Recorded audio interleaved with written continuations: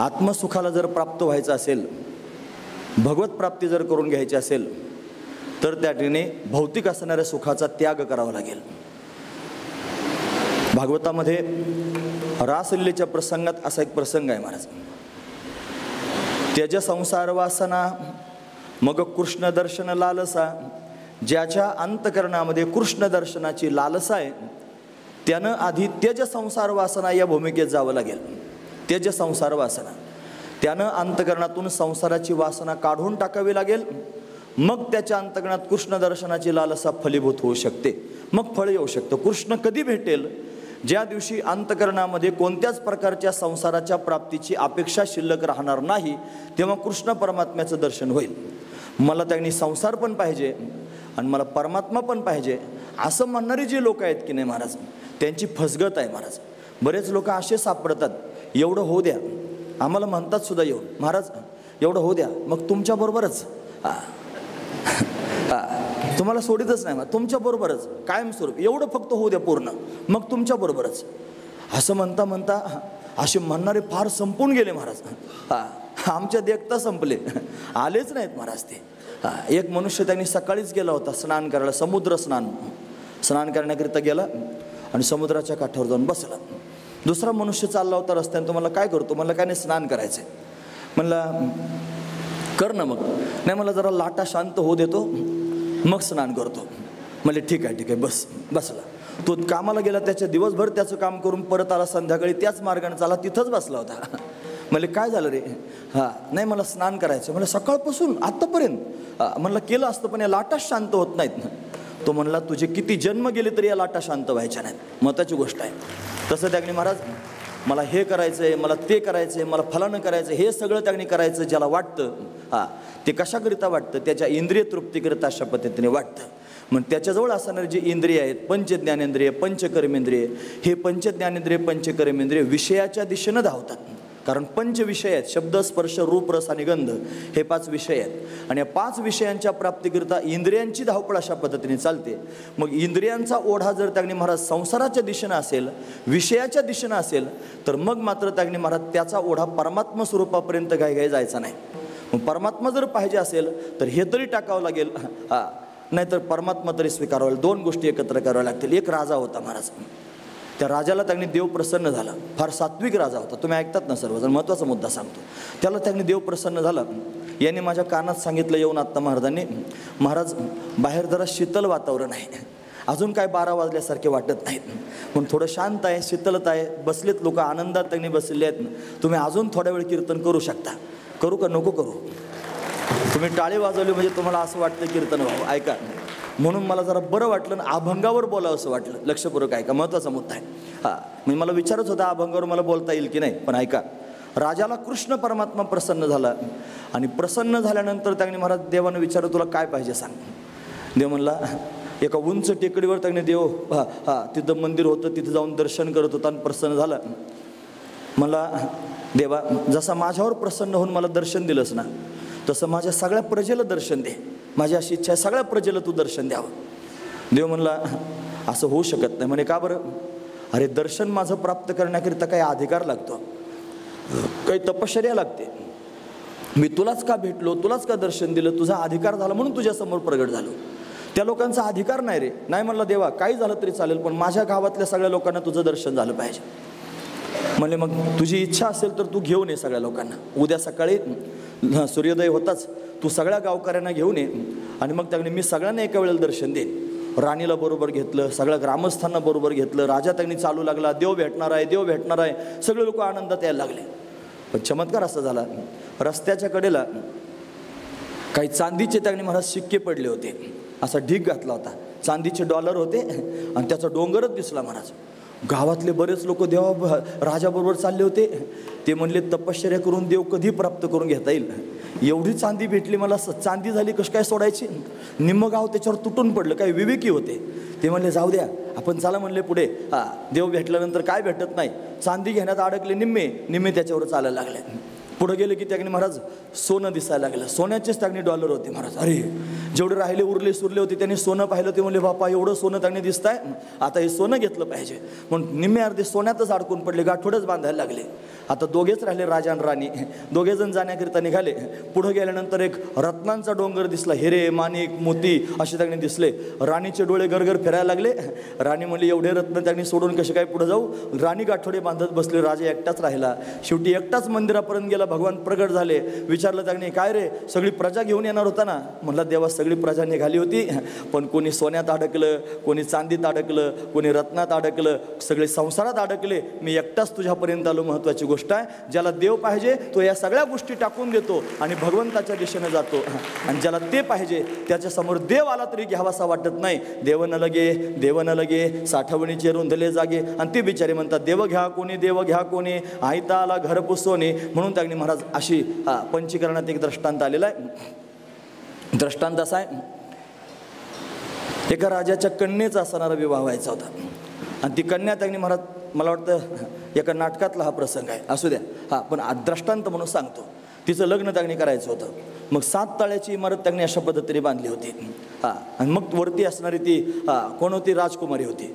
मग खालचा जो माळा होता ना त्याच्यामध्ये ॲडमिशन होतं. जो कोणी त्यांनी सूर्यास्तापर्यंत त्या वरच्या मजल्यावर जाईल त्याला राजकुमारी प्राप्त होईल अशी दौंडी पिटली होती. खालच्या माळ्यात ॲडमिशन होतं. त्याच्यावरती गेले, फार सुमधुर असणारं वाद्य वाजत होतं. बरेच लोक घुसले, काही वाद्य ऐकणारे होते ना, त्यांना ऐकायला आता चाल सुरू झाली की मंत्रमुग्ध होऊन ऐकतात. आणि काही ना काही समजत नाही. मग ते म्हणतात काय चाललं यांचं हे असं आरडाओरडा. येडीला सासरण माहेर सारखंच असतं तसं, त्याला समजतच नाही महाराज. काही सुमधुर वाद्य चालू होते, काही त्याच्यातच अडकले. दुसरी त्यांनी त्याच्यावरती गेल्यानंतर काही पक्वान्न होते महाराज, फार सुंदर पक्वान्न होते. खाल्लं पिल्लं, फार भारी वाटलं. ती काही खाण्यातच अडकले. त्याच्यावरती गेले, डनलपच्या गाद्या टाकलेल्या होत्या, मस्त AC कूलर त्यांनी चालू होते, शांत वातावरण होतं. खाऊन पिऊन झालं, वरच्या मजल्यात गेले, मस्त अंग टाकलं की लोडकले महाराज. सूर्यास्तापर्यंत कळालंच नाही सूर्यास्त. त्याच्यावरती काय गेले, फार सुंदर असणारा सुगंध येत होता. सगळेजण तिथपर्यंत अडकले, कोणीच तिथपर्यंत जाऊ शकलं नाही. एक गरजू होता, त्याला घरी त्यांनी गरज होती कशाची, पैशाची. आणि मग ती राजकुमारी प्राप्त झाली पाहिजे म्हणून याने सगळे मजले ओलांडले, वरती गेला, त्याला राजकुमारी प्राप्त झाली. तशी मुक्त स्थिती जर प्राप्त करून घ्यायची असेल तर शब्द स्पर्श रूप रस आणि गंध हे 5 मजले ओलांडून जावं लागेल. मग वरती असणारी मुक्त स्थिती प्राप्त करून घेता येईल. त्याच्याशिवाय प्राप्त करून घेता यायची नाही. भगवंताची प्राप्ती जर करायची असेल तर या विषयांच्या पलीकडे गेलं पाहिजे. आणि या विषयांची गरज जर कोणाला वाटत असेल तर ते इंद्रियांना वाटते महाराज. इंद्रिय फार कठीण आहेत. ही इंद्रिय विषयाच्या दिशेने त्यांनी धावतात. त्याच्याकरिता माऊलींनी काही ओव्या खर्च केल्या, तुम्ही ऐकतात ना सर्वजण. फार महत्त्वाचा मुद्दा सांगतोय, ते त्यांनी काही दृष्टांत दिले महाराज. माऊलींनी ते म्हणतात काय, का भनंग दौडेता भाण्यावर, त्याच्या आधी काय, का भनंग दौडेता भाण्यावर निमाते पुढे बाळक काळे नेता एकुलते एक. अशा त्यांनी ओव्या आहेत महाराज. तात्पर्य मला एवढं सांगायचं की का ओहावरून वत्स काढिता, ओहावरून वत्स काढिता म्हणजे वासरू त्यांनी अशा पद्धतीने धार काढायच्या वेळेला शेतकरी सोडतो. आणि तो सोडल्यानंतर त्यांनी महाराज अशा पद्धतीनं ती गाय त्या वासराला पाहून पान्हा सोडते. आणि गायीनं कासेमध्ये पान्हा सोडला की हुशार असणारा शेतकरी वासराला आकळून धरतो आणि तिच्या समोर बांधून टाकतो. मग ती दूध देते. महत्त्वाची गोष्ट आहे, वासराचा पण जीव कासावीस होतो आणि गायीचा पण जीव कासावीस होतो.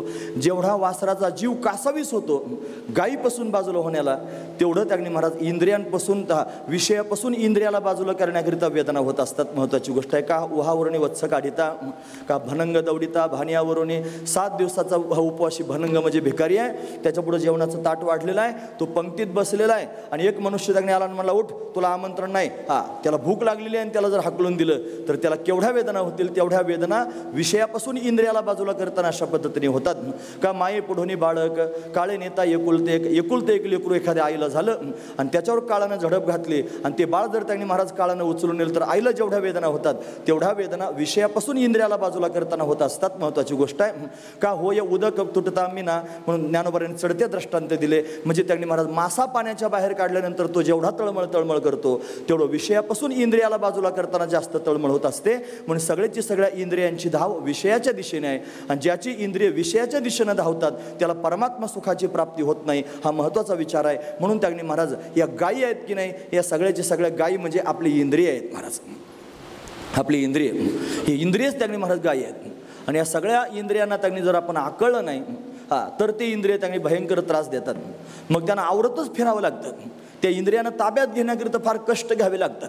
हे इंद्रिय त्यांनी म्हणजे डोळ्याच्या माध्यमातून वृत्ती बाहेर जाते, जे पाहू नये ते तिला पाहायला आवडतं. कानांच्या माध्यमातून वृत्ती बाहेर जाते, जे ऐकू नये ते तिला ऐकावंसं वाटतं. जिभेच्या माध्यमातून वृत्ती त्यांनी धावते, जे खाऊ नये ते तिला खावंसं वाटतं.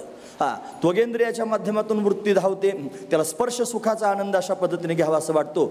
एका विषयानं एका जीवाचा घात अशा पद्धतीने होतो.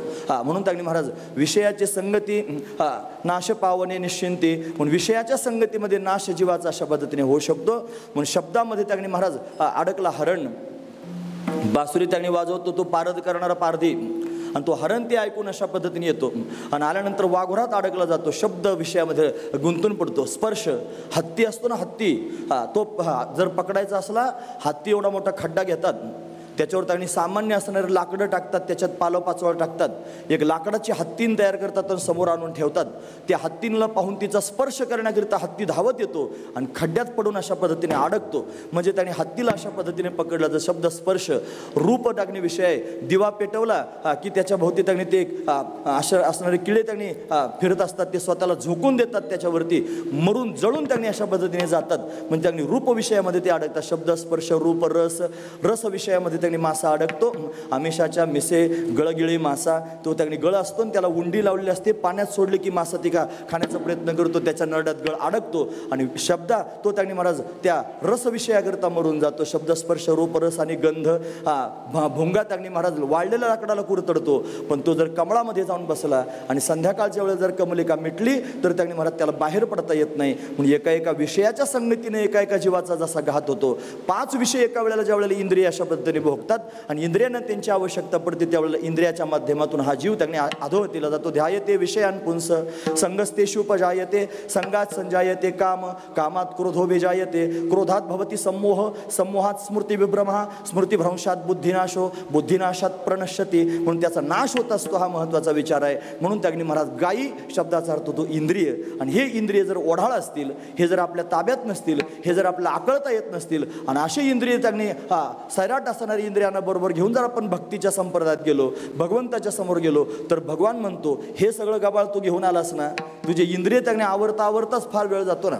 म्हणून त्यांनी तुझ्या या गायी आहेत ना, त्या फार ओढाळ आहेत, हे इंद्रिय आहेत ना फार ओढाळ आहेत. त्या इंद्रियांना इंद्रियांच्या सुखाला विसरून जा तर माझ्याकडे ये. त्यांना जर बाजूला ठेवून येत असशील तर माझ्याबरोबर ये. नको आम्हा सवे गोपाळा, येऊ ओढाळा तुझ्या गायी, तुझ्या ओढाळ असणारे इंद्रियरूपी गायींना ते आमच्याबरोबर घेऊन येऊ नकोस. का बरं येऊ नको? त्यांना आवरावं लागतं, त्यांच्या मागे धावावं लागतं. तुझ्यामुळं तुझ्यावर कृपा करून त्यांनी अशा पद्धतीने इंद्रियांना आवरीत बसण्याचं धावपळ त्यांनी माझ्यासारख्याला पण करावी लागते, देव म्हणतो. म्हणून त्यांनी कोण त्यांच्या मागे धावेल? त्या इंद्रियांच्या निमित्तानं त्यांनी धावायचं आणि मागे मागे पळून त्यांनी येरधारा घालायच्या. असल्या येरधारा आम्हाला घालता यायच्या नाही, जगद्गुरु तुकोबारा सांगतात.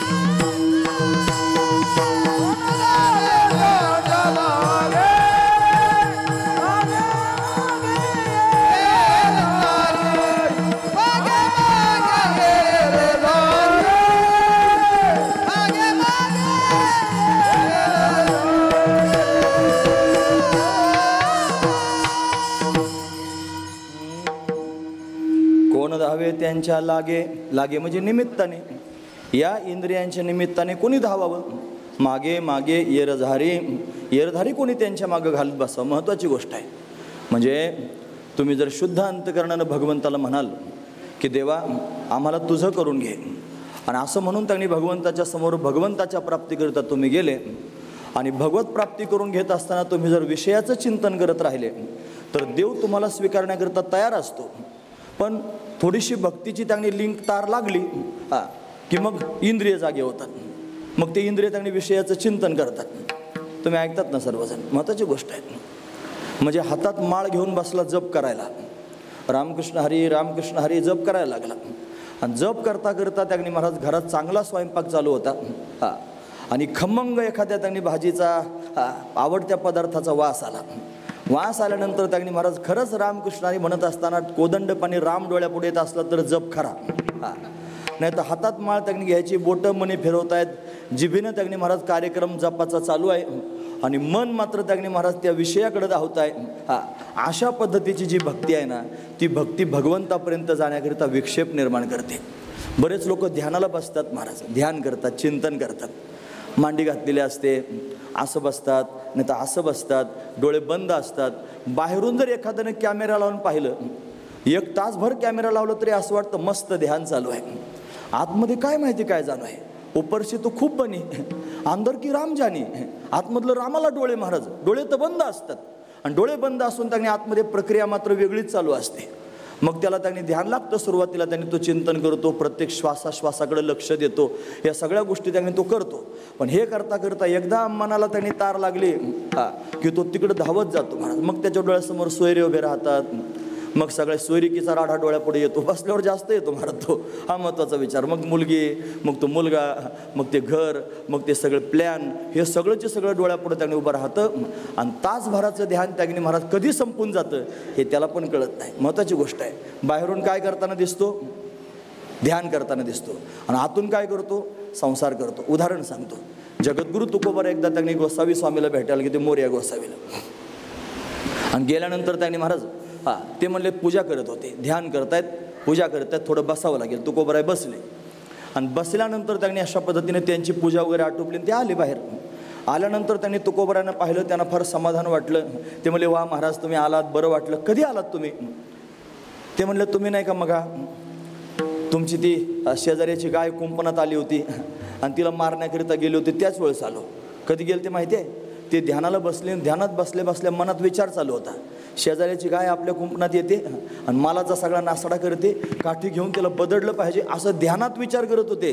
आणि तुकोबारानं तो विचार काढला, आणि तुकोबारा म्हणजे तुम्ही नाही का मग गाय हाकलायला गेले होते. तात्पर्य मला काय, एवढे मोठे महापुरुष ज्यानं गणपती प्रत्यक्ष प्रसन्न झाला होता, गणपती त्यांच्याशी बोलत होता, ते ध्यान करता करता डोळे मिटून चिंतन कोणाचं करतायत, शेजाऱ्याच्या गायीचं चिंतन करतायत की ती मालात घुसली म्हणून. म्हणजे ध्यान करत असताना जर असं होत असलं तर हा प्रतिबंध नाही का, हा विक्षेप नाही का? मग हे विक्षेप कशामुळे झाला असेल? हा विक्षेप आपल्या इंद्रियांमुळे झाला. महत्त्वाची गोष्ट आहे, विषयामुळे विक्षेप झाला.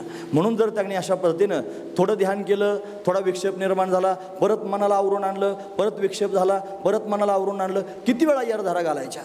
या येरधारा किती घालायचे ते आकळून धरण्याकरिता, त्यांना परत आणण्याकरिता. म्हणून त्यांनी किती त्याच्या निमित्तानं धावायचं. म्हणून कोण धावे त्यांच्या मागे, त्यांनी इंद्रियांच्या मागे कोण अशा पद्धतीने धावेल. कोण धावे त्यांच्या लागे, त्यांच्या निमित्तानं कोण धावेल. मागे मागे येरधारा करून त्यांनी महाराज हे करणं आमच्याच्याने शक्य नाही. म्हणून तुझ्या गायी आमच्यात आणू नकोस, आमच्यामध्ये त्यांनी येऊ नकोस. भगवान त्यांनी तटस्थ होऊन त्यांनी सांगू लागला. म्हणजे काय करतात माझ्या गायी, कसं काय तुला त्यांनी माझ्या गायी आवडत नाहीत. आणि त्या त्यांनी तुझ्या आल्यानंतर त्यांनी काय करतील. म्हणे काय नाही, एका जागेवर बसतच नाहीत त्या गायी. सती एक ठाई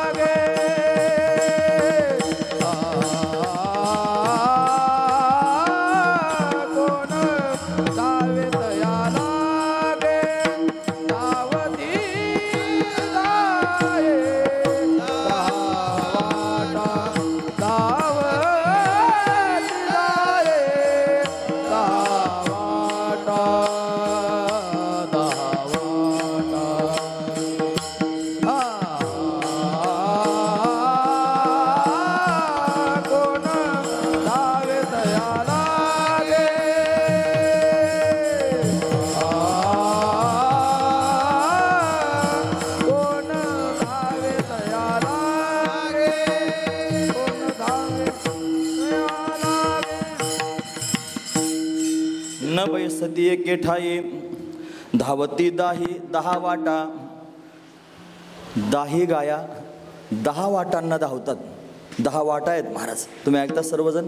महत्वाची गोष्ट आहे, हे जे शरीर आहे ना, या शरीरालाच मुळात त्यांनी 10 मार्ग आहेत. 9 द्वार 9 इंद्रिय आहेत. दशमद्वार म्हणजे ब्रह्मरंध्र आहे. 10 वाटा आहेत. या 10 वाटांनी अशा पद्धतीने धावतात गायी. गायी म्हणजे इंद्रिय. हे इंद्रिय त्यांनी अशा पद्धतीने धावपळ करत असतात. 10 वाटांना फिरतात. म्हणजे पंचज्ञानेंद्रिय आणि पंचकर्मेंद्रिय हे 10 इंद्रिय आहेत. आणि हे 10 इंद्रिय त्यांच्या विषयाच्या दिशेनं धावपळ करतात. आणि कशानं धावतात, त्या गोलकांच्या माध्यमातून धावतात. महत्त्वाची गोष्ट आहे, चक्षुर इंद्रिय आहे. चक्षुर इंद्रिय आहे.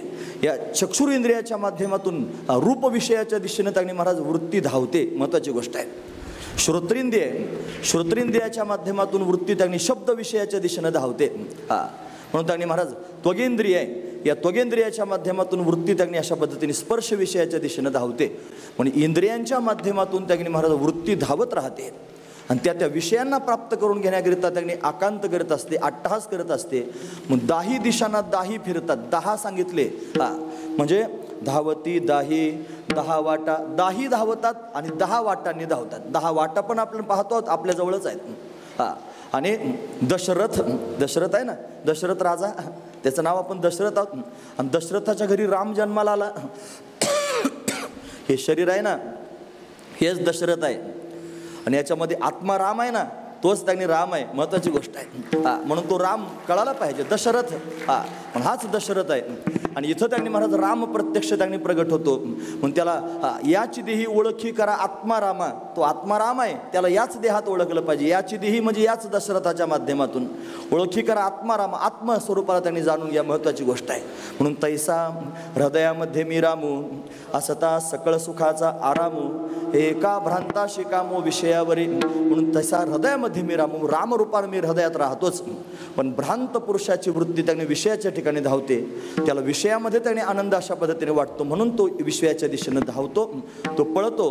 म्हणून त्याला त्याने महाराज आकळलं पाहिजे. दाही वाटांनी इंद्रिय त्याने फिरत राहतात, पळत राहतात, आणि ते त्याने अशा पद्धतीने आकळले जात नाहीत, म्हणून ते एका जागेवर थांबत नाहीत. महत्त्वाची गोष्ट आहे. अजून मला सांगते ती, या सगळ्या इंद्रियांना चालवणारं जर कोण असेल तर मन आहे महाराज. मन म्हणजे वृत्ती. वृत्तीच आहे. वृत्तीच अनेक प्रकारची होती, तिला अनेक नावं प्राप्त होतात. ती ज्या वेळेला संकल्प विकल्प करते त्यावेळेला तिला मन म्हणतात. ती ज्या वेळेला चिंता आणि चिंतन करते त्यावेळेला तिला चित्त असं म्हणतात. ती ज्या वेळेला निश्चय करते त्यावेळेला तिला बुद्धी असं म्हणतात. ती ज्या वेळेला अभिमानात्मक होते त्यावेळेला तिला अहंकार असं म्हणतात. मन, बुद्धी, चित्त आणि अहंकार एकच वृत्ती 4 रूपानं पाहायला मिळते. ती वृत्ती अशा पद्धतीने धावत राहते, इंद्रियांच्या माध्यमातून बाहेर पडते. म्हणून त्यांनी चंचल असणारी वृत्ती जर कोणती असेल तर मनरूपी वृत्ती अतिशय चंचल आहे. म्हणून इंद्रिय चंचल होतात ते मनरूपी वृत्तीमुळे होतात. मग हे मन जर त्यांनी महाराज एका जागेवर थांबलं तर बाकीची इंद्रिय सुद्धा त्यांनी महाराज थांबतील. समाधी लागेल सगळ्यांना, पण मन थांबत नाही, हा महत्त्वाचा विचार आहे. जरी ध्यानाला बसला तरी तुमचं धावतं, त्याचं नाव आहे मन. जरी भगवंताच्या चिंतनाला बसलात तरी धावतं, त्याचं नाव आहे मन. महत्त्वाची गोष्ट आहे. देवपूजा करायला बसलात आणि देवपूजा करता करता देवाकडे लक्ष नाही महाराज. देवपूजा म्हणजे फक्त पाणी घालायचं आणि कालचा गण पुसायचा आणि आजचा लावायचं, म्हणजे घांगळ्यात पाणी घ्यायचं, सगळे देव घांगळ्यात घालून खांगळायचे. मग कालचा गण पुसायचा आणि आजचा लावायचं. मग त्याच्या नाकात, तोंडात, डोळ्यात कुठं जाऊ द्या, फक्त गंध लावायचा एवढाच मुद्दा असतो. यालाच लोक पूजा म्हणतात महाराज. असं एक जण पूजा करीत होता आणि पूजा करता करता पूजा रंगात आली, ते रंगणात हात होता, पाणी घालीत होता रंगणात आला आणि चुलीवर दूध ठेवलं होतं महाराज. त्याला वास आला, नाकाला वास आला, दूध जाळाल्याचा. काल जाळालं होतं ना दूध, तसं त्याने महाराज वास आला. वास आल्यानंतर त्यानं पाहिलं ते दूध त्यांनी जाळायला लागलं. काय करायचं, कोणी त्यांनी इकडे पाहून घरातले माणसं दिसना. घरातल्या लोकांना त्यांनी महाराज कळावं म्हणून काय करायचं, म्हातारी तिकडे बसली होती, तिला ऐकू येत नव्हतं. मग काय तिला सांगायचं ना आता दूध उतू चाललं जाळालं म्हणून. म्हातारीला आवाज देण्याचा प्रयत्न केला, देवपूजा करता करता उठता येईना, रंगणात घेतला आणि फेकून मारला म्हातारीला. मग म्हातारीने पाहिलं काय झालं ते कळतं ना तुम्हाला. मी काय, याला पूजा म्हणतात, लोक अशी पूजा करतात, असली पूजा काही कामाची नाही. म्हणून त्यांनी अशा पद्धतीने इंद्रिय जर धावत असतील उपयोगाचं नाही. म्हणून मनरूपी इंद्रिय आहे, आणि हे मन जर त्यांनी महाराज जागेवर नसेल, ते जर थाऱ्यावर नसेल तर बाकीचे इंद्रिय त्याच्या मागे धावत राहतात. म्हणून त्यांनी 11वं इंद्रिय त्यांनी मन आहे महाराज. या गायीच आहेत, ही 11वी त्यांनी गाय आहे. महत्त्वाचा मुद्दा सांगतो, अजून आहे का या महाराज. हे विठोबा रखुमाये, विठोबा रखुमाये, विठोबा रखुमाये, विठोबा रखुमाये, विठोबा रखुमाये,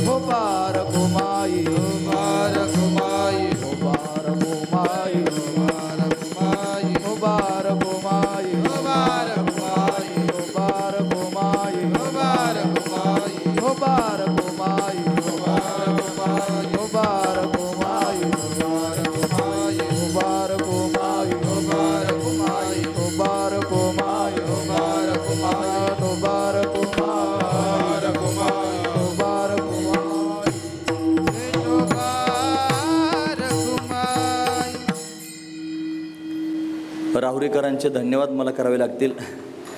यांच्यामुळं महाराजांची अशा पद्धतीने परत परत भेट होते.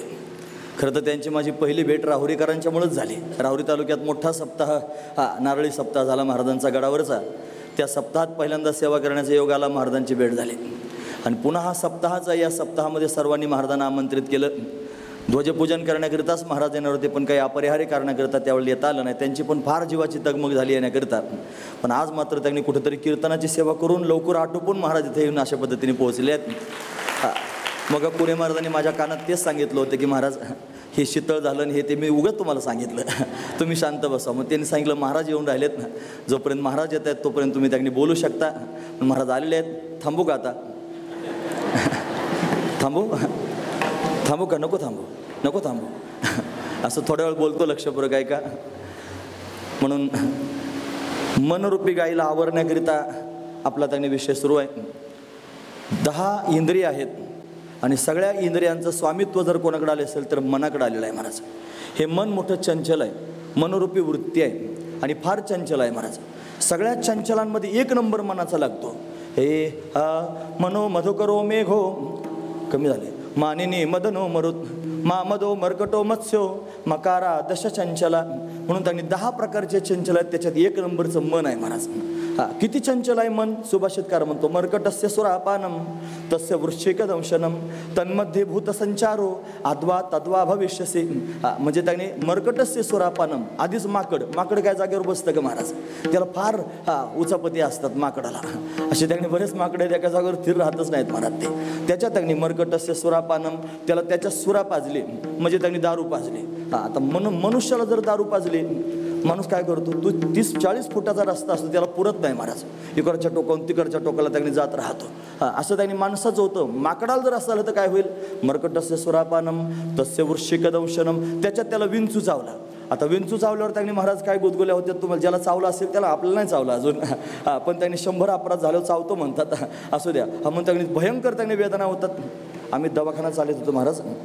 एका ज्वारीची काढणी चालू होती, तो खळ्यात झोपायला गेला होता आणि त्याला झोपेत विंचू चावला, हाताला ठणका मारला, ठणान बोंब मारायला लागला. बरोबर माणसं होते, त्याचा हात बांधला, दवाखान्यापर्यंत आणला. दरवाजा वाजवायला सुरुवात केली. रात्र झाली ती, रात्रीचे 2 वाजले होते आणि तो आला महाराज. आणि दरवाजा वाजवला, लवकर दरवाजा उघडला जाईना. त्याला एवढा राग आला महाराज, ए डॉक्टर. तरी दरवाजा मेला का काय? कोण?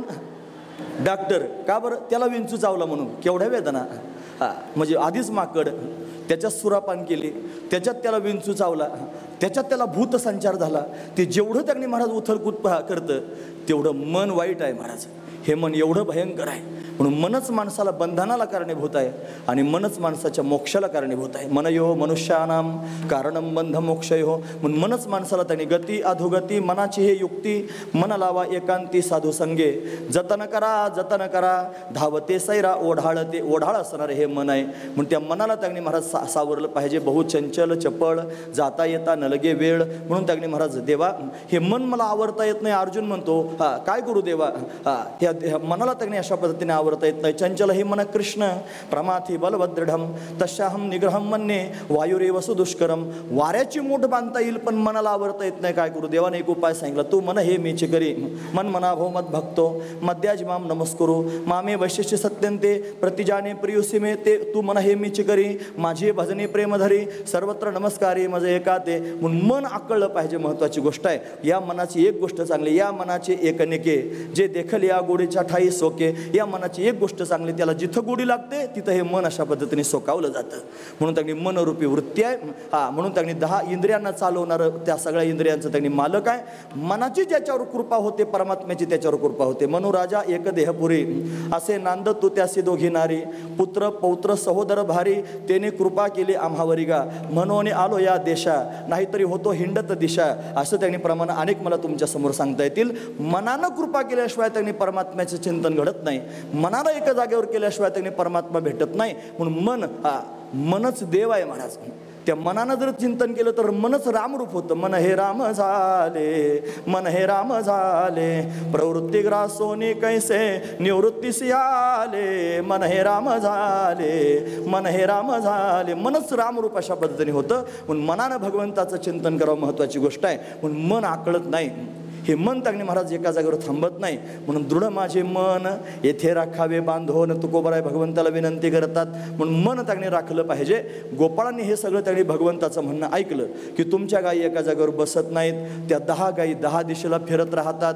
त्यांचीच वळती आणता आणता करत त्यांनी कष्ट होतात. मग काय करायचं? म्हणून त्यांनी महाराज तू आमच्यात खेळायला येऊ नकोस, तुझ्या गायी आमच्यामध्ये घेऊन येऊ नकोस असं सांगितलं. मग तो गोपाळ भगवंतानं म्हणू लागला, म्हणला देवा तुझं म्हणणं त्यांनी मला पटलं. माझ्या गायींमुळे त्यांनी तुला विक्षेप होतो. पण खरं सांगू का, माझ्या या 10 गायी त्यांनी फिरतात ना, त्या फिरण्याचं कारण फक्त एक गाय आहे. ती गाय सगळ्या गायांना घेऊन फिरते. ती जर कोणती असेल, मला आणखी 10 गायी सांगता येतील. मनुष्य त्याने महाराज भेदात अडकतो ना, 11 प्रकारचे भेद आहेत महाराज. हे भेद जोपर्यंत जात नाही तोपर्यंत परमात्मा भेटायचं नाही. 10 त्याने भेद 10 दिशानं काम करतात. जीवजीवाचा भेद, जीव जडाचा भेद, जड जडाचा भेद, जड ईश्वराचा भेद, ईश्वर जीवाचा भेद, किती झाले? 5. त्याच्यानंतर स्वगत भेद, सजाते भेद, विजाते भेद, किती झाले? 8 झाले. त्याच्यानंतर देशभेद, कालभेद आणि वस्तुभेद, किती झाले? 11 झाले. 11 प्रकारचे भेद आपल्या बुद्धीत आहेत. आणि एवढे भेद जर बुद्धीत असतील तर परमात्म्यापर्यंत जाता येत नाही. म्हणून परमात्मा म्हणतो आधी भेद टाकून दे, मग माझ्याकडे ये, मग मी तुला प्राप्त होईल. म्हणून त्यांनी अशा पद्धतीने भेदरूपी या गायी आपल्या मेंदूत त्यांनी फिरतात. म्हणून त्यांना त्यांनी शांत केलं तर परमात्म्यापर्यंत जाता येईल. अजून मला सांगता येऊ शकतं, लक्षपूर्वक ऐका. काही लोक त्यांनी महाराज फक्त ज्ञानाच्या माध्यमातून प्रवास करतात. त्यांना ज्ञान हेच प्रधान अशा पद्धतीने साधन वाटतं. वारकरी संप्रदाय म्हणतो ज्ञान प्रधान साधन आहे, इथपर्यंत ठीक आहे. पण ते ज्ञानसुद्धा फक्त ज्ञान रूपानं राहील तर ते तुम्हाला घातक ठरेल. महत्त्वाची गोष्ट आहे. ज्ञान प्राप्त होतं कशानं? शास्त्राच्या माध्यमातून, वेदाच्या माध्यमातून. वेदाच्या मध्ये ज्ञानपर असणारा भाग जर कोणता असेल तर ते उपनिषद आहेत महाराज. उपनिषद ज्ञानपर भाग आहे. किती उपनिषद आहेत? 10. फक्त ज्ञानाचा जर टेंभा घेऊन फिरशील आणि ते ज्ञान जर तसंच राहिलं तर माझ्यापर्यंत येता यायचं नाही. ती जाणीव शिल्लक राहील ना, अहम ब्रह्मास्मी ही जाणीव आहे, ती ज्ञानानं प्राप्त होणारी जाणीव आहे. मग ही अहम ब्रह्मास्मी वृत्तीसुद्धा निघून गेली पाहिजे. सोहम तेही अस्तवले, त्याचं सुद्धा अस्त झालं पाहिजे. महत्त्वाची गोष्ट आहे. जोपर्यंत त्या ज्ञानाचा अस्त होत नाही. गुरुजी दृष्टांत सांगायचे, सांगू का तुम्हाला? उशीर झालं मग काय करायचं? भूक लागून गेली मग काय करायचं? सांगू का नको सांगू? तुम्ही सांगा. सांगू का? तुम्ही सांगा. सांगू का? सांगू का? दृष्टांत गुरुजी सांगायचे. गुरुजी म्हणायचे, एका माणसानं त्यांनी बायको केली. आता चांगली गोष्ट आहे ना, बायको केली म्हणजे. गुरुजी ती बायकोचं आणि त्याचं जास्त सांगायचे. बायको केली त्यानं. आणि बायको केलं, बायकोचं सांगतोय महाराज. ब्रह्मचारी लोकांच्या समोर बायकोचं वर्णन संसाराचं काय सांगू, पण दृष्टांत फार गोड आहे महाराज. महत्त्वाची गोष्ट सांगतो. गुरुजींनी सांगितलेलं आहे. बायको केली आणि ती बायको त्यांनी थोडी चिटकी होती. तिनं त्यांनी महाराज थोडं लग्न झालं आणि याला त्यांनी महाराज अशा पद्धतीनं कामधाम त्यांनी सांगायला लागले. हे बघ म्हणले, एवढं धुणं धुवू. नवऱ्याला म्हणायचे, भांडे घास. तो बिचारा धुणे धुवायचा, भांडे घासायचा, दष्टपुष्ट होता पण मर तुकडा झाला. जसं काही नर्मदा परिक्रमा करूनच आला होता असं त्यांनी सडपातळ झाला. आणि आल्यानंतर त्यांनी झाल्यानंतर त्याच्या एका मित्राने विचारलं, म्हणून चांगलं दष्टपुष्ट होतं, तुला झालं काय रे? मग जीवाचा मित्र होता ना, त्याचं जो खरं सांगितलं. म्हणलं काय सांगू?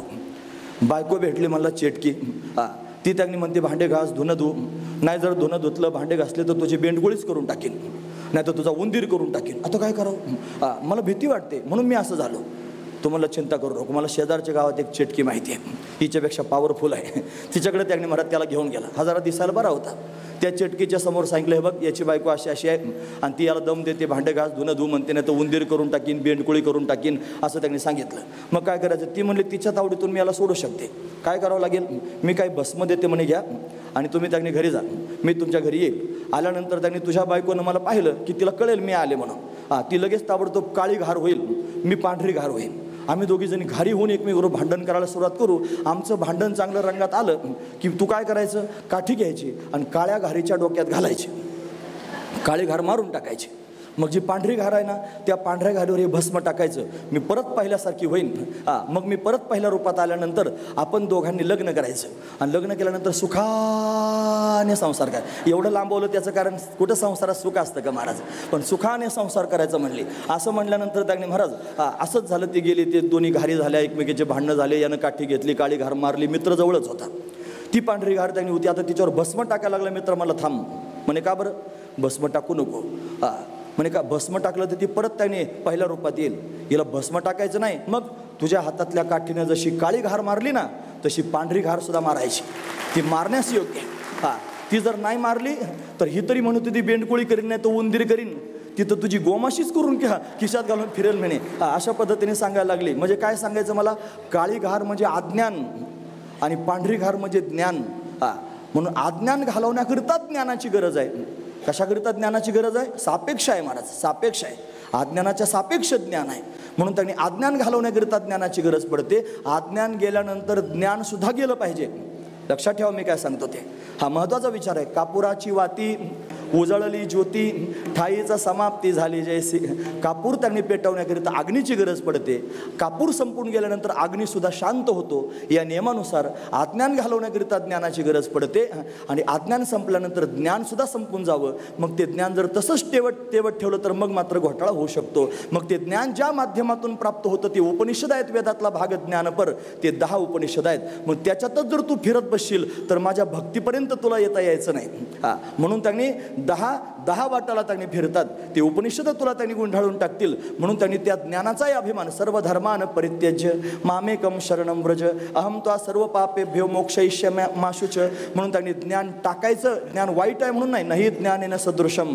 ज्ञानासारखं पवित्र नाही, ज्ञानासारखं श्रेष्ठ जगात कोणतं नाही, पण त्याच्यात अडकून पडणं हे मात्र धोकादायक आहे. म्हणून ते सुद्धा आपल्याजवळ ठेवू नये. म्हणून त्यांनी या सगळ्या गोष्टी घालून टाक. मन त्याच्यात जर अडकलं तर घोटाळा होऊ शकतो.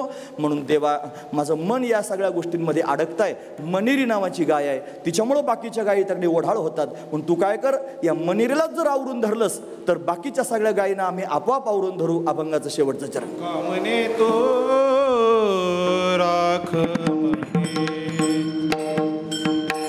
कामने तो राख मने रे.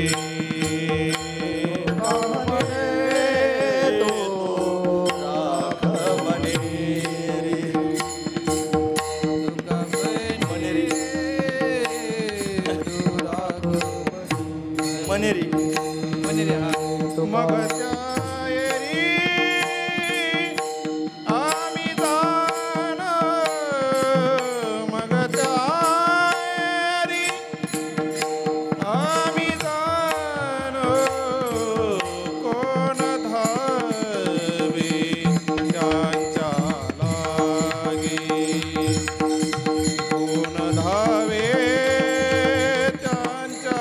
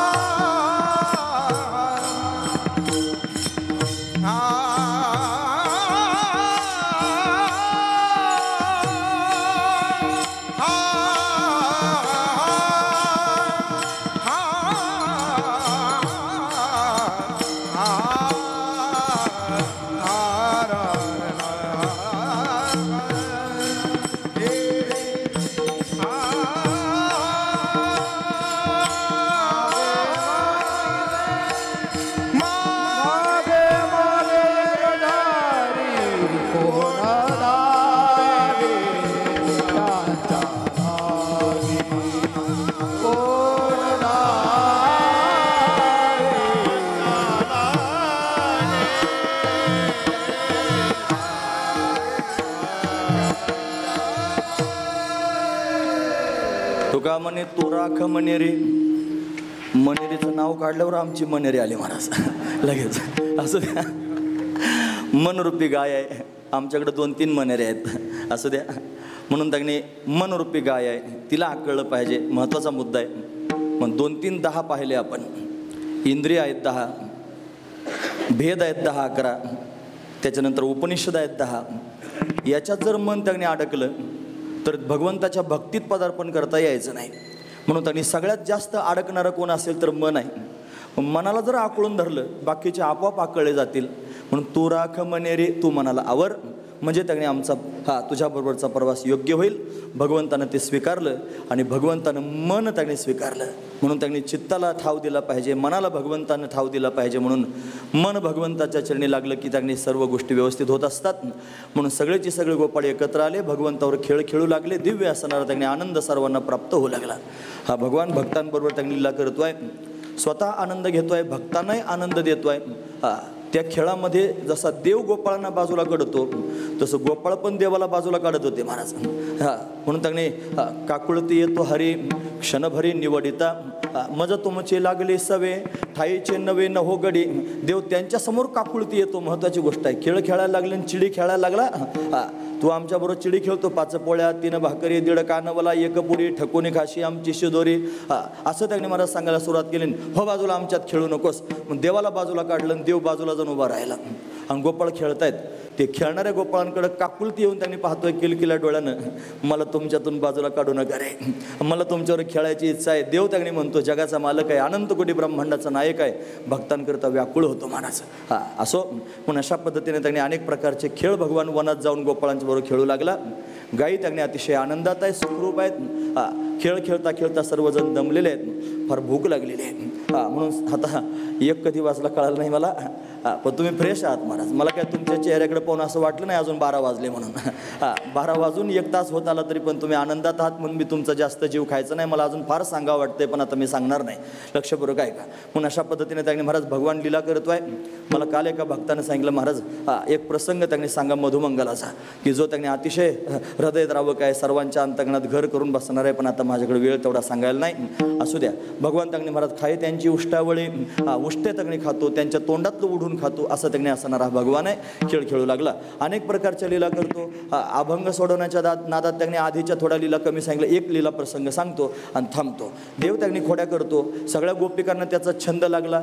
सगळ्या गोपी यशोदेला सांगायला लागल्या, यशोदे अगं गोकुळात राहावे का जावे, नाशी आल्या आमच्या सुना. या तुझ्या मुलानं त्यांनी आमच्या सुना सुद्धा नासवल्या. एका गोपीच्या त्यांनी मुलाचं लग्न झालं आणि लग्न झाल्यानंतर त्यांनी महाराज सून घरात आले. सून घरात आल्यावर तिला टेन्शनच महाराज, हा राजाचा मुलगा मोठा वाईट आहे, हा त्यांनी सगळ्या गोपिकांच्या खोड्या करतो, माझी सून आलेली आहे, हिला जर त्यांनी अशा पद्धतीने गंडवलं मग काय करायचं. तिने तिच्या मुलाच्या कानात सांगितलं, हे बघ म्हणले इथं राहू नको, तुझी बायको उचल आणि सासरवाडीत राहण्याकरता जा.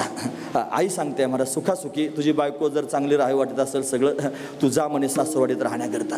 आता असं म्हटल्यानंतर त्यांनी महाराज तो निघाला, बैलगाडी जुंपली, तो गाडी चालवायला लागला. ती बायको मागं बसवली गाडीमध्ये नवरी आणि ती बऱ्याच अंतरापर्यंत गेली. देव रानात गेलेला होता. त्याला कळालं माझ्यामुळं सून पाठवायचं चाललंय माहेरी, मी असं जाऊ देत असतो काय.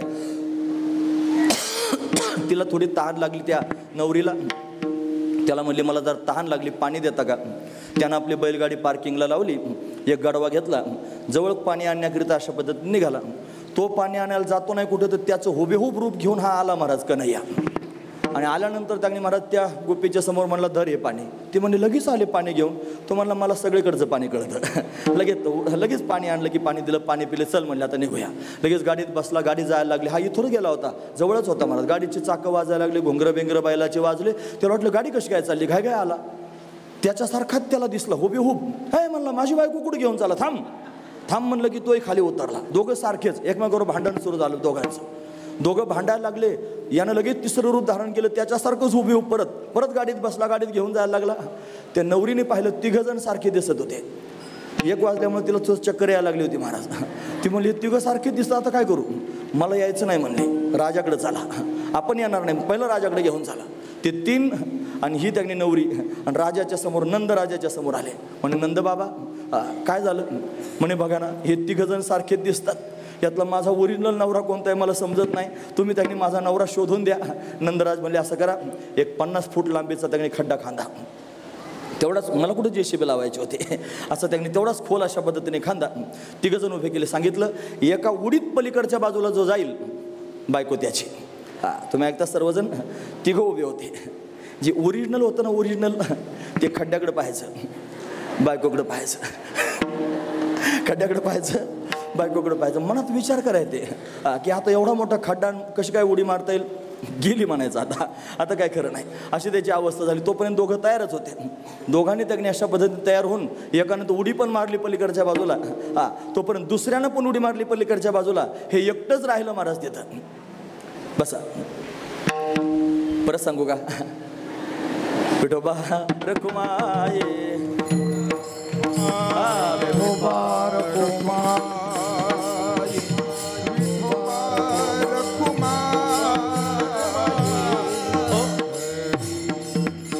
तिघे जण होते महाराज. तिघं सारखेच दिसत होते. जो ओरिजिनल होता तो घाबरलेलाच होता. नकली जे डुप्लिकेट होते पलीकडच्या बाजूला उडी मारून गेले. तिथंच उभा राहायला, खाली मान घालून, आता काय करू, मला उडी मारता येत नाही. नंदराजाने त्याच्याकडे पाहिलं. म्हणे काय बायको तुझी आहे, मला उचल. म्हणे का बरं? हे आमच्या पुत्राचं कारस्थान आहे, कृष्ण कारस्थान. हे त्यांनी महाराज, तो कृष्ण आहे त्या पद्धतीने. म्हणजे मला एवढंच सांगायचं की हा रानात जरी गेला तरी पण खोड्या करणं मात्र त्यानं बंद केलं नाही. सगळेजण त्रस्त झाले होते. गोपाळांबरोबर अनेक प्रकारचे खेळ खेळून सर्वजण त्यांनी महाराज दमले. पोटात भुकेचा डोम झाला. देवा काहीतरी खायला दे म्हणू लागले. भगवंतानं मुरली वाजवली. सगळ्या गोपाळांना जवळ घेतलं. खडकावर जाऊन अशा पद्धतीने बसला. पानांचं द्रोण तयार केलं. सर्वांच्या शिदोर एकत्र केल्या. त्याचा काला तयार केला. सर्व गोपाळांना कमलाकार बसून सर्वांना त्यांनी खाऊ घालू लागला. भागवतकार त्याचं वर्णन करून सांगतात. हरी हे हा विभ्रद वेनोम जठर पटयो शृंगवेत्रे च कक्षे वामे पानो मश्रुण कवलम तत्फलान्यंगुलेषु तिष्ठन् मध्ये स्वपरिसुरधो हासे नर्मभिस्वै स्वर्गे लोके मिषति भुभुजे यज्ञ भुग्बाल केली गोपाल कृष्ण भगवान. भगवंतानं काला केला. सर्व गोपाळ संतुष्ट झाले. हा प्रसंग इथपर्यंत सांगायचा असतो. काला करीती संतजन सवे त्यांच्या नारायण वाटी आपुल्या आणि हसते भाग्याचा तो पावे येथे लाही शीत लागे हाती दोष देखून त्या पळती निळा मनेक्षराचा बुंद लागता पावे ब्रह्मानंद. सर्व गोपाळांना ब्रह्मानंद प्राप्त झाला आणि सर्वजण आनंदी झालेले आहेत. हाच असणारा काला आहे. कालात 2-3 प्रकारचा असतो. एक दहीलाहीचा काला असतो, एक हरिनामाचा खिचडी काला असतो, एक जीवब्रह्मैक्य ज्ञानाचा काला असतो. दहीलाहीचा खाला खाल्ल्याने स्थूल शरीर पुष्ट होतं. हरिनामाच्या खिचडी काल्याने सूक्ष्म शरीर संतुष्ट होतं आणि जीवब्रह्मैक्य ज्ञानाच्या काल्याने कारण शरीर नष्ट होतं. एका काल्यानं प्रमोशन मिळतं महाराज. हा जो काला आहे की नाही दहीहंडीतला, याला फार महत्त्व आहे. भगवंताच्या आणि भक्तांच्या सानिध्यात होणारा हा काला आहे. यातलं एक शीत सुद्धा पायाखाली तोडवायचं नाही. तो त्याने अतिशय महत्त्वाचा विचार तुमच्या समोर मी सांगतोय. हा जर प्रसाद हातात लागला, लाही शीत लागे हाती दोष देखून त्या पळती, हे जर त्यांनी घेतलं तर भगवंताचं नामचिंतन करण्याची इच्छा होईल. आपोआप भगवंताचं नामचिंतन सुरू होईल. आणि एकदा तुम्ही भगवंताचं नामचिंतन करू लागले की क्रममुक्ती या माध्यमातून त्यांनी नामचिंतन अंतकरणाची वृत्ती स्थिर होईल, पवित्र होईल, शुद्ध होईल, ज्ञानाचा अधिकार प्राप्त होईल. तो सर्वज्ञ असणाऱ्या ईश्वराला कळेल. तो ईश्वर गुरुरूपानं तुमच्यासमोर प्रगट होईल, तुम्हाला बोध प्राप्त करून देईल आणि त्या बोधानं तुम्ही त्याने महाराज मुक्त व्हाल. महत्त्वाची गोष्ट आहे. म्हणजे काल्याचा क्रम मी तुमच्या समोर सांगितला. हा काला घ्या, हरिनाम घेण्याची इच्छा होईल. हरिनाम घ्या, ज्ञान प्राप्त होईल आणि ज्ञानानं मुक्त होऊन जाल. हाच दिव्य असणारा काला आहे. तो काल्याचा प्रसंग आपण या ठिकाणी पाहणार आहोत. म्हणून काला दोघांमध्ये होत असतो, देव आणि भक्तांमध्ये. देव कीर्तनात उभाच असतो. मग भक्तांची आवश्यकता आहे. कोणत्या भक्तांबरोबर भगवान काला करतो? म्हणे वैष्णव निका संभ्रम निक्या वैष्णवांबरोबर काला करतो. निका वैष्णव म्हणजे काय? वैष्णव तो जया अवघी देवावरी माया. ज्याचं सगळं प्रेम देवावर आहे त्याला वैष्णव असं म्हणतात. आता आपलं आपण तपासून पाहिलं पाहिजे कोणावर किती आहे ते. मला तर थोडं बायकोवर, थोडं पोरांवर, थोडं घरावर, सगळ्या दुनियादारीवर प्रेम करायचं आणि उरलेलं प्रेम देवावर. म्हणजे आमच्याकडे म्हणतात एक कोल्हन 17 ठिकाणी येलं. अशी त्यांनी अवस्था आपल्या प्रेमाची असते. ओरिजिनल प्रेम जर भगवंतावर असेल तर भगवान त्यांनी आल्याशिवाय राहत नाही. म्हणून वैष्णव निका संभ्रम निक्या वैष्णवांबरोबर काला होत असतो. निके वैष्णव जर कोण असतील तर ज्ञानोबर आहेत, तुकोबर आहेत. म्हणून मोठ्या प्रेमानं त्यांचं चिंतन करून पुढील प्रसंग पाहूया. हे ज्ञानेश्वर माऊली, ज्ञानराज माऊली, ज्ञानेश्वर माऊली, महाराज ज्ञानेश्वर माऊली, ज्ञानराज माऊली, ज्ञानेश्वर माऊली, ज्ञानराज माऊली,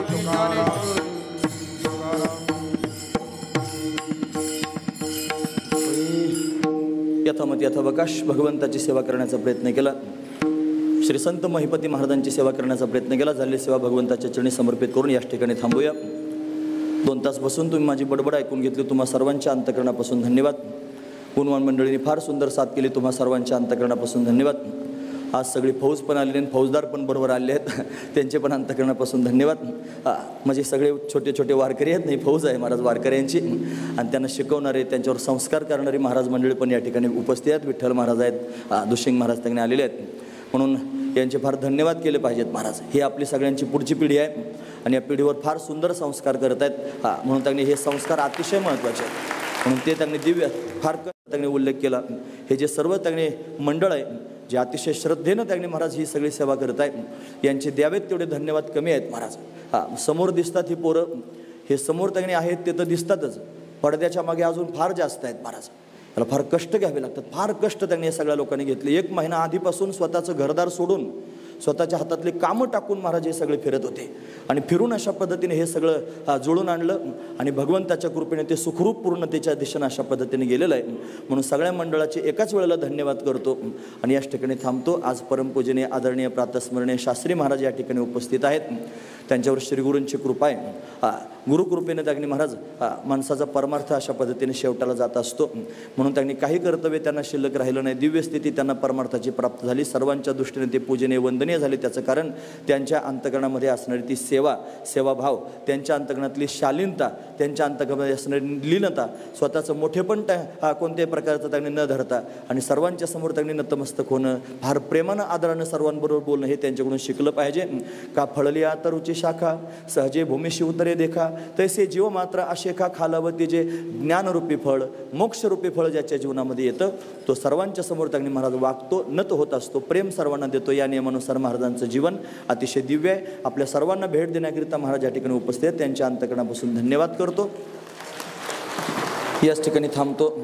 यानंतर जे विठ्ठल होईल, त्यानंतर काल्याचे अभंग होतील, त्यानंतर महाराज दहीहंडी फोडतील आणि समारोपाचा अभंग होईल, नंतर आरती होईल, मग सूचना होतील, मग आपण आपली जागा सोडायची. आत्तापर्यंत एवढे शांत तुम्ही बसलात, असेच शांत बसून राहा. अजून 15 मिनटं या सगळ्या गोष्टीला लागतील. 15 मिनटात सगळ्या गोष्टी अशा पद्धतीने होणार आहेत. म्हणून पुनश्च एकदा सगळ्यांचे धन्यवाद करतो. महाराज मंडळी समोर बसल्यास सर्वांच्या चरणावर मस्तक ठेवतो. मस्तक माझा पायावरी या वारकरी संतांच्या, म्हणून सर्वांच्या चरणावर मस्तक ठेवतो. थांबतो. जय विठ्ठल करू. चाल झालीच आहे, सगळे धरूया म्हणायची सांग. जय विठ्ठल करूया. हे विठ्ठल जय जय विठ्ठल,